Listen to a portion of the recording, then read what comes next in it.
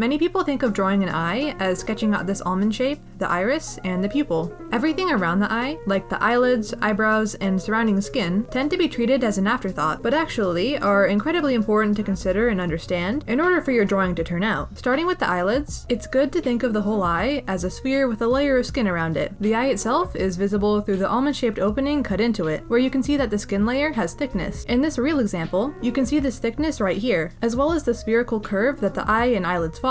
Try to imagine that the rest of the sphere is hidden back inside of the head. I tend to picture the iris and pupil as if the pupil is sinking back a little. So when you see the eye at, say, a 45-degree angle, the pupil won't be quite centered in the iris. On the inner tear duct side of the eye is where the bridge of the nose will start, creating this U-shaped curve. Finally, here's what I'll call the top and bottom planes of the eye area. The top plane leads into the eyebrow. Since the eyebrow is most often closer to the eye on the inner side, you'll often see this teardrop shape. The larger area bulges outward, and the smaller area sinks in. The bottom plane is a more basic curve, going down to the jaw and cheek area. Moving on to values, the eyelids tend to be the darkest area of the skin, which can be made more extreme with makeup. The lightest area is the space between our inner curve here and the tear duct. And it's said a lot, but remember to not make the whites of the eyes too light. I can almost guarantee that they should be darker than you think, unless you're going for a very cartoony flat style. I like to start by color picking for my lightest skin area and making it just a bit lighter and more desaturated. Now let's take a look at an eye from the side. Once again, here is the sphere shape with a cut in it. Same thing, just at a different angle. The eye makes a pizza slice shape, and the eyelids go back and continue to a point behind the eye. The eyebrow at this angle will appear shorter and more curved, like someone squeezed it. The curves of the face planes can be seen here as well, and always make sure to leave a bit of space between the eye and nose bridge. The iris from this angle will not be a circle, but an oval. Just imagine taking a circle and turning it to the side. A couple more things to note is that this information is not just important for realistic work, but for stylized illustration as well. Different details may be exaggerated or taken away, but they're all still important. Even in a very cartoony drawing, knowing the forms of the eye will help with placing and shaping it at different angles. And since there are so many different ways eyes can look, here are some more references that you can take a look at. For eyelash or eyebrow drawing tips, check out one of these videos next. Thanks for watching!